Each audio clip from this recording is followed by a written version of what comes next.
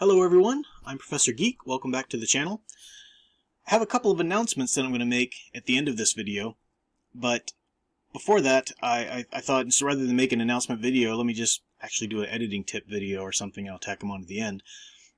The tip I have about editing refers to editing your own work before you would send it off to an editor, and you do need to do both. You need to do both of those things. The tip's not going to take too long to talk about, but before I get to it, I do want to just reiterate the editing I'm talking about is the writing. It's the prose. There is such a thing as story editing and developmental editing. That's something I do. But you also need copy editing. You need to think about the prose. It's too many people just run into producing a novel, comic book, or whatever because they have a great idea. They got a great idea. They got a great idea. And I'm just going to be very real with you for a moment. I'm not saying this angrily, but people need to hear this. Screw your great idea. That doesn't make you special. Anybody can have a great idea. Okay, you need to be told that at some level. Now, hold on to your idea. It's important. That's your own individual taste.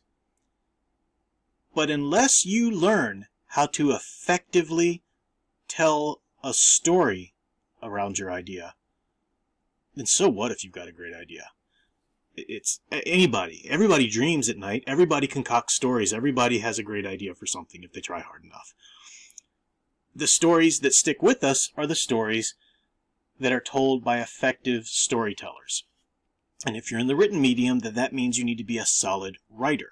It doesn't mean that you need to be a perfect writer, right? Think about Star Wars, right? The first Star Wars movie, George Lucas's Star Wars movie, is kind of known for the dialogue and all this kind of stuff. So maybe he wasn't the greatest dialogue writer, but he studied long and hard how to craft his story to meet the hero's journey. He wanted that story, all the parts, all the pacing of it crafted just so. And it shows in that movie. It absolutely shows in that movie. So it doesn't mean that you have to be perfect across the board, and you'll never be a perfect writer. The point is to always grow as a writer. So you've written, let's say, your comic book script, or your draft of your novel or short story or whatever, and you're looking over it. Obviously, people might say, well, I did edit it. I did the word grammar check or whatever. Well, congratulations, you and every sixth grader. Good job. That's not editing.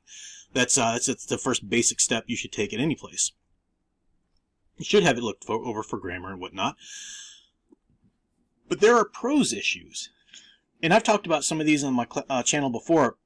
Sentence variety. There are 4 basic styles of sentences. You don't want to just use one style over and over.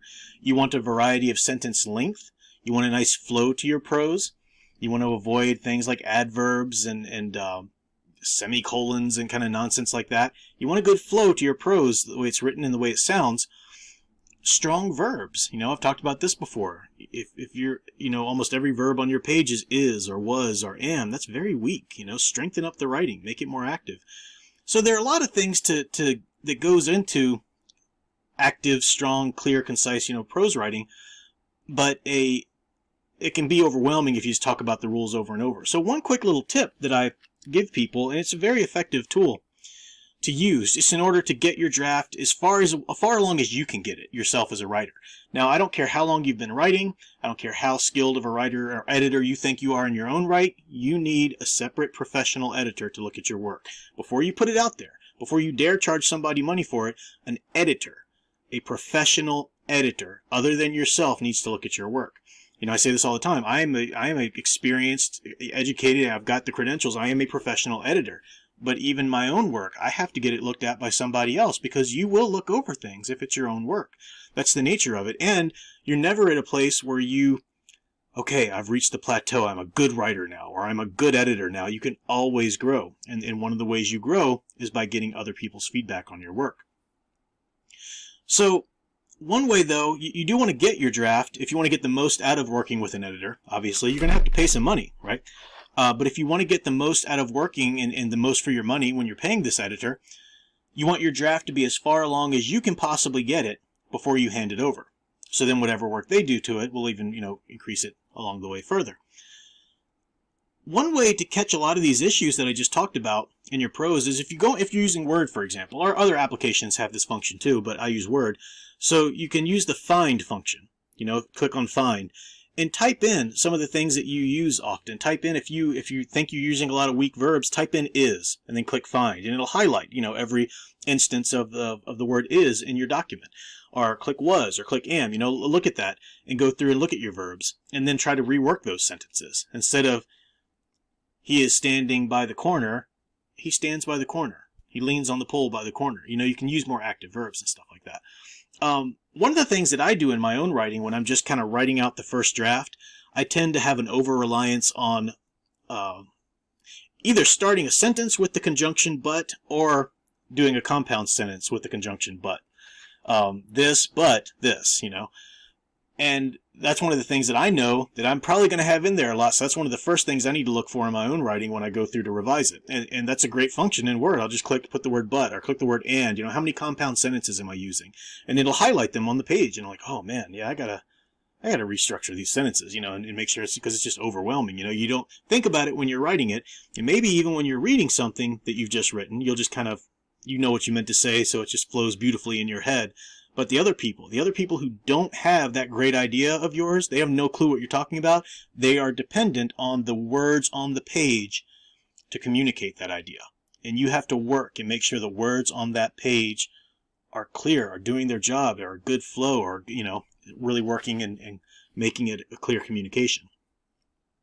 So that's the tip. I would use the find function in Word. I told you it wasn't going to be too long to get that tip out, but I wanted to say that and reiterate the fact that people need an editor. You can find editors. People ask me where to find editors. You can go look at the comic books that you enjoy and see they'll be edited by and whatnot. I do edit. People ask me if I edit a lot throughout the year. Depending on the times of year, I'm too busy. I do have slots open during the summer. Summers are always a free time for me to edit. So I do have editing services available right now during the summer. I'll have the email address in the description below, and you can email me for rates and whatnot. I do try to charge as cheap rates as I possibly can because I like to try to make professional editing more accessible. And I'm somebody who's been a writing professor for over 10 years. I've got the MFA, I've got the master's, I've got all these different degrees in the experience. I've got credentials and whatnot. So I am somebody that would be professional, but a lot of people can't afford professional editors because rightly so. Editors aren't going to work for free. They deserve to be paid for what they're doing. It's hard work if they've been actually trained for it. But I do like to try to make professional editing more accessible to especially like beginning writers or writers that don't really have the great big bank account to fund everything they're doing. So you can email me about those rates, but there are other places to find editors as well. A lot of the websites and whatnot. The other announcement I had is just to be on the lookout for this. In the fall sometime, I'm going to be starting a heroic archetype class online. I'm actually just about to start a test run of the class, and the test run's already filled up. I don't have any room for people in that right now, but we're doing a test run of the class. I'm going to try out the format, the platform and stuff for it. And it'll be a 6-week course, and it goes through the heroic archetypes, the things from my scholarship, the things I've taught, the things I've shared on my channel to a certain degree, but far more deeply. Specifically, it's going to be about writing, writing these heroic archetypes and whatnot. So just keep tabs in the channel if you want news about that. We're going to see how the 6-week trial run goes and make any tweaks and whatnot. But I'm planning in the fall, late fall at the latest, maybe to go ahead and start opening it up to the public. And that we're going to do that 6-week course on, and it will be a paid 6-week course. Can't afford to do that for free, but again, I'll try and make it as reasonable as possible. So just a couple announcements there. The takeaway is no matter what, use an editor for your work, but there are some quick little tips and tricks to try to make your draft, get it as far along as you possibly can before you take it to somewhere to have them look at it. So that's all for now. Until next time, keep writing those great hero stories. Thanks for watching.